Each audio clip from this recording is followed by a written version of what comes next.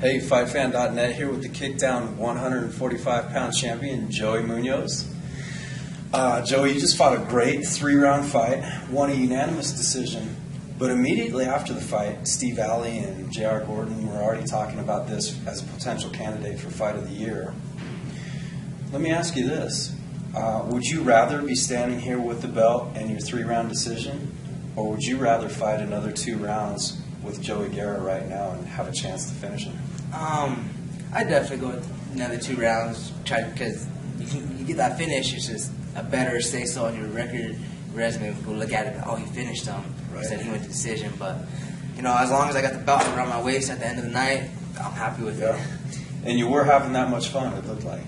Huh? You were having that much fun. Oh yeah. I mean, there's no reason to go in a fight unless you're not there to have fun, not there to enjoy it. I mean, if you're just out there to beat someone up, I don't want to really profanity on this, but be mean about it. I mean, there's really no place for you around the sport. Right. The sport's more of a respectful, nice people. Everyone down in this locker room in the back, when people come back from their loss, we clap for them, we cheer them on, we let them know that there's always next ones, and that's the kind of fighters that we need. And if you're not in there enjoying it, then I don't know what you're doing in there. Yeah. Talk about what it was like to go against Guerra, because he's a tough kid. Yeah, when Steve offered me another pro debut guy, and he offered me Joey Guerra, and I'm like, give me Guerra. He's like, really? Why? I was like, Steve, you know me, I like picking the hard way in. I mean, I don't like fights getting handed to me. If I'm gonna be a champion, I want to earn it, and beating Joey Guerra is the way to earn the right belt. Agreed. Did he have you in any trouble during that fight? Did you feel that he had you in trouble at all? In the first round, I went for a shot, and he was against the cage, and he landed a real clean elbow on this side, and I started seeing stars, and then that's why I knew I had advanced position, and then he took my back in the second round, and he had a real tight grip on me, so I had to outlast him. I felt him getting tired throughout the round, more tired than I was, so I'm like, use my conditioning, use my wrestling, and hit him with as many elbows as I can, and hopefully he'll just wear down. Yeah. And game plan works. Right. We did find out that Guerra's got a broken jaw now. And were you saying that you thought you broke it with a knee or with an elbow? I believe it was an elbow, because they said it was in the first round, and the only real damaging strike I landed was an elbow on the ground.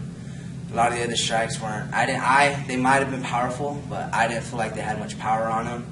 That's just from my perspective. I wasn't the one getting hit by him. Yeah. But I really felt a strong elbow land on his jaw, which I believe was the thing that broke the jaw. But he fought the next 2.5 rounds with a broken jaw, and there's no taking away from anything for that guy. Yeah.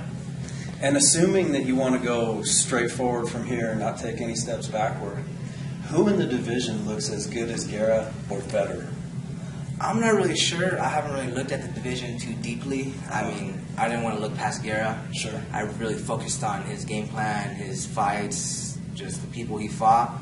Most of them are at 55 junior lightweight, so I don't know many people in the featherweight, but anyone who's lined up next, I'll study them well, and hopefully I'll come on top in that fight too. Yeah. And you're still willing to fight 55 and 45, right? 55 if it's a real solid opponent for me, like what the word I'm looking for.